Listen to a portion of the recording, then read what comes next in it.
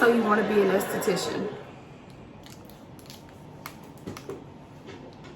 Hey y'all, Sinclair home yet? No. Girl, don't do it.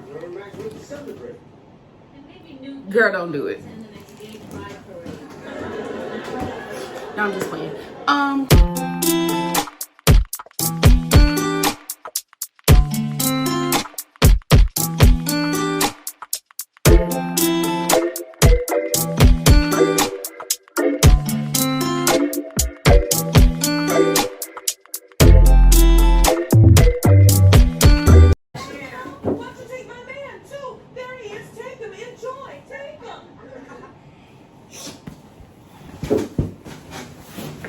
Hey guys, your girl is back. So the quality right now is bad. Okay, I'm gonna be honest. I'm on my phone and I'm in my suite, but it's okay because your girl's gonna get a real camera at the end of this year. But this video is just for all my people that want to be an esthetician and you want to know the pros and cons. So I think I'll start with the cons, but they're only cons depending on how you look at it. If you want to look at it as motivation or like anything takes work. So I feel like you should look at the cons as more of, okay, this is just what it's going to take. So let's get, okay. So I have my notes right here. And like I said, we're going to start with the cons because I think that's what everybody wants to see. Why shouldn't I do this? Because I don't know if y'all are like me, but I'm used to like, I be waiting for the other shoe to drop. So I want to know, you know, what that shoe holding. So the first con, which again, it just depends on how you look at it. But I just wrote that it takes time to build up clientele. You are not going to graduate aesthetic school and just have people flocking to you just because, okay, now you're a licensed esthetician. You really have to put forth the energy, the time, and the work to get your name out there, to tell people, okay, this is what I'm doing. When I first started, I did not want to be in front of the camera. I was not trying to have my face out there because I'm like, what if they don't like me? You have to get over that. Because I've had several videos where I posted or reels and I'm like, that ain't good. And that's the one that blows up. So you have to just like, it's going to take work. You have to go out when you're at a restaurant, tell people what you do, rep your brand, really just get to the point where it's like, okay, I'm in charge of telling people what I do. I'm in charge of getting people to come to my business, and I can't slack when I do that. So if you want to take that as a con, building up clientele, you can. But just know, just with anything, no matter where you go, unless you're working somewhere where they're just giving you clients, even then you have to work to the point where you're keeping those clients, because anybody can just, you have to find the people for you. Because I worked at EWC. That's another story. I worked at EWC and there was some people they would give to me and I'm like, I can see this is not going to be a good fit. Everybody is not going to be your client. That's also okay. But the clients that you want to keep, you have to make sure they're coming back and back and back, because those are going to be the people that go and tell other people about you. So that's that. The second con, you're going to work long hours, you're going to work weekends, and you're going to work holidays. And when I say that, people are like, but if you go solo, you can make your own hours. There's a yes and no to that. I am solo. I have my own parameter of hours, but it still depends on my clientele. my weekends are the busiest because that's when people have the time to do stuff, and people are going to want to see you before they go on break, like on holiday. Nobody wants to go to the beach. They got a hairy coochie. So people are going to want to see you weekends. People are going to want to see you holidays. And sometimes you got to see, okay, maybe I only want to work. Say you want to work, okay, I'm going to work 9 to 2, 9 to 3. If that's not what your clientele, if that's not the time your clientele is looking for, you can't do that, sweetheart, or you won't have no clients. My clients now, I open at 10 during the week and I close at 6. And it's a good in between. I have some clients that come early in the morning before they go to work or before they do what they got to do. And then I have some clients that come on their lunch break, and I have some clients that come when they get off. And sometimes I have people that want to book an outside appointment. An outside appointment, and that's okay too. Because some people get off at like 5:30, and I'm in Rock Hill, and a lot of my clients are in Charlotte because that's where I was working at EWC. So that's that. Sorry, I started to ramble. Third con, this job, as an esthetician, you are your client's therapist, you are your client's doctor, you are your client's safe space. That's what you are for your client. I have clients that come in and they're like, this is my time. Like, they enjoy coming here. Originally wax, it's not the most fun thing to do, but what is the word I'm looking for? They get to just relax. They get to wind down when they come here. They get to talk to me, tell me all the things that's going on in their life. They get to rest. They get to lay down. They just get to chill. Especially if you have clients that are moms. This is their time where they're like, hey, look, whose kids? And that's okay. So there are going to be days when you don't feel mentally up to it because you have your own things going on. But you kind of have to push past that and be there for your clients. I have the clientele where I can tell them, hey, look, y'all, today is just not the best of days. I offer them silent appointments when they're going through things and they just want to come in. We don't talk, we're just listening to music. And they also give me the grace to do that. So I'm really thankful for my clients for that. You just have to build that relationship to the point where y'all both respect each other and your mental health, because that is a big thing. Tied in with that, your clients, I don't really consider this a con, but it depends on who you are and if you have triggers and stuff. Your clients will sometimes trauma dump on you. I don't know if that's the appropriate way to say that. But they will sometimes trauma dump on you, and you have to be prepared to not take everything home with you. If there's a day where I have clients that come in and tell me some really tough things, dealing with death, grief, marriages, stuff like that, you have to make sure that you leave it there. Be there for your clients, but don't put everything on your shoulders. Because you can't pour from an empty cup. So just make sure that you're setting those boundaries for yourself, not to take on everybody's problems. What else? Okay, this is a big one. You are on your feet a lot. Unless you're doing facials where you're sitting down, or lashes, but even then those come with their own problems, a back problem. And I got this ergonomic stool. Y'all think that thing helped my back? No, really. Let's take a second. Y'all think that stool helped my back? Your girl be like this. If that's why my posture is bad now, because that stool don't help jack, okay? And that's the same schools we had in school.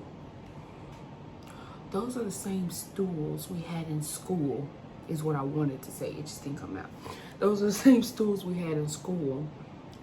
And they didn't do jack in school either. So I don't know why I was like, yeah, let me just go purchase that. So you're going to be on your feet a lot. And your back is going to hurt. You have to make sure you are getting some good shoes.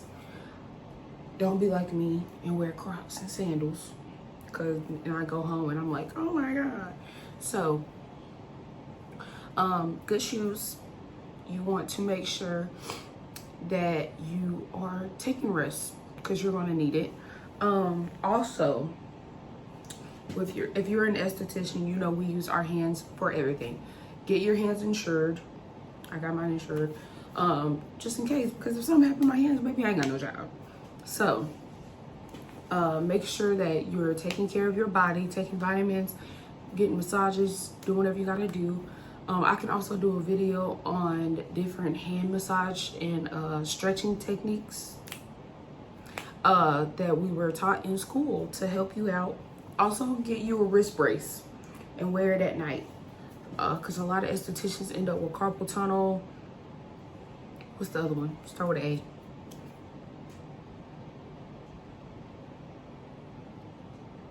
It's at the tip. Arthritis.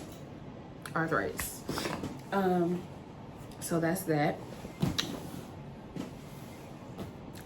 This one, the last two kind of tie together.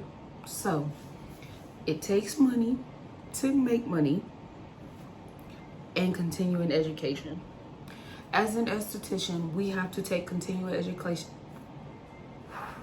I cannot talk. Continuing education classes every 2 years to renew your license. I am licensed in South and North Carolina, because clearly it's not registering.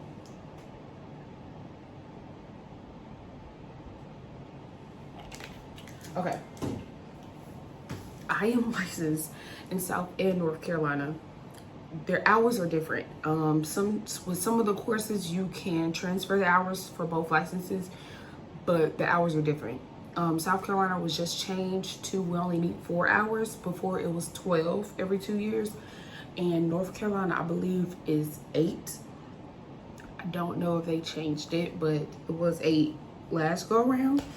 And you also have to pay for the classes, and you also have to pay for, what is that called? To actually renew the license. And when I say it takes money to make money, don't think you're going to be an esthetician and money is just coming to you. Kind of like I said with clients, you're going to be spending some good money. There's been times where I spent more money for my business in a month than money came in. Especially that first month of being open, I was spending a couple $100s on wax, a couple $100s on retail products, just basics I needed for the suite, sticks, cleanser, freaking my booking site alone is $50 a month. Suite rent, like, you have to put those things into account. And maybe I am mixing up being solo with being an esthetician, but I feel like, you know, a lot, they go together. So we'll figure that out. So yeah, you just gotta kind of have to be prepared to spend a lot of time, blood, sweat, tears, energy, money to get to the point where you want to be. But we're gonna stop talking about cons and we're gonna go for the pros. And the pros, it's a longer list because we didn't become estheticians for no reason. So the first pro, this is a very, and when I say very, this job is not even a job. This career is so fulfilling. I get to, just kind of how, like what I said with the cons, kind of, I get to help people with their problems. I get to be that safe space for people to come and be like, you know what, I needed this. And when I get texts like that, when I say I be balling, I be like, you mean it? Do you really mean it? And they be like, girl, yeah. It's very fulfilling. People get to come to me and just relax, just be themselves, get that time to themselves. So I love it. You're working in the beauty industry, and as women, we always gonna find a way to take care of ourselves. Nails, hair, skin, toes, like lashes. There's never gonna be a time when a woman is like, you know what, I'm just not gonna do something this week. Like, we'll figure out a way to do what we gotta do. Like, it's just, there's always gonna be a niche. There's always gonna be a need for this industry. You get to meet amazing people, and you realize it's a small world, okay? Because a lot of my clients know each other, and I'm like, oh, snap, okay, cool. We can do a little family, a little party, a little friend party, something like that. So you get to meet amazing people. I've met a famous hairstylist. She's my client. I met one of my clients was like the like a CEO, something of that, for like the Kind bars, the little granola bars. I've just met some amazing people, and my clients, when I see them, we be like, girl, I haven't seen you so long. It's just like, they're my family, honestly, because I couldn't do it without them. You get to be a therapist. Yo, I'm gonna tell y'all something. Don't judge me. I mean, if you do, it is what it is. You ain't God. I was in school for 2 years I was majoring in psychology, majoring in social work and minoring in psychology, and girl dropped out. It was a lot. Like, it was so stressful. I could not do it. It was stuff going on outside of school, and people don't really prepare you for like the mental work and stuff you really got to do to be in college. Couldn't do it. So with that being said, I can tie in those together because I get to be my client's therapist. I am not licensed to be a therapist, but I be doing it, and that's okay. Like I said, get to be my client's safe space, and I just love being able to do that for them. I love hearing that they needed this appointment, they needed this time to themselves, and I love that. So that's a huge one for me. That's probably like the number one, just being that safe space, because everybody needs that. It's an art. This job is an art. Anybody can to say, oh yeah, I'm gonna start waxing, I'm gonna start doing facials, lashes, whatever. But you can tell those people who really put in the time and the effort to grow in their craft. And that ties in with the continued education. You can tell when somebody really wants to do this. My camera gave up on me, like it just shut off. Okay, but you can tell when somebody really wants to do this and they're passionate about it, because they put in that effort, and you can really tell, because there's used to shut up, Tia, I was about to tell somebody's business. You can just tell some people are not going to really, they're just in it for the money, and you can tell those people because they usually quit really early, because it's not going to always be sugar, honey, and ice. That's not the quote. It's not always gonna be butter and milk. It's not always gonna be, what is the quote? It's not always gonna be sugar and spice. That's what we're gonna go with. It's not always gonna be sugar and spice and everything nice. Sometimes it's gonna be broke, sad, and bills need to get paid. So you just have to realize, like, what are you doing this for? And if you're not doing it for the right reasons, it's not going to be fulfilling, and you're not going to keep it going. So just keep that in mind. And also, you get to be your own boss. And I feel like working a 9 to 5 is cool. But when you don't have to ask nobody to take no break,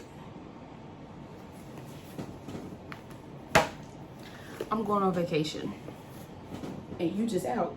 Only people you gotta inform is your clients. Okay, cool. You're not saying like, oh well, I just feel like I need a mental day. You're your own boss. I mean, your clients are kind of your bosses, but like I said before, it just depends on the relationship y'all got. So yeah, I hope this helped. I ramble a lot and I keep looking at myself, but I'm gonna get better at this, I promise. But I feel like your girl ain't doing too shabby. So if y'all want other videos, let me know. Like I said, I am gonna get a professional camera. But yeah, so it was good seeing y'all. Love y'all. Follow me on Instagram. It's thepalace.llc. Your girl was growing on there. I'm really, them reels. I'm on the explore pages, baby. I'm famous. But bye y'all.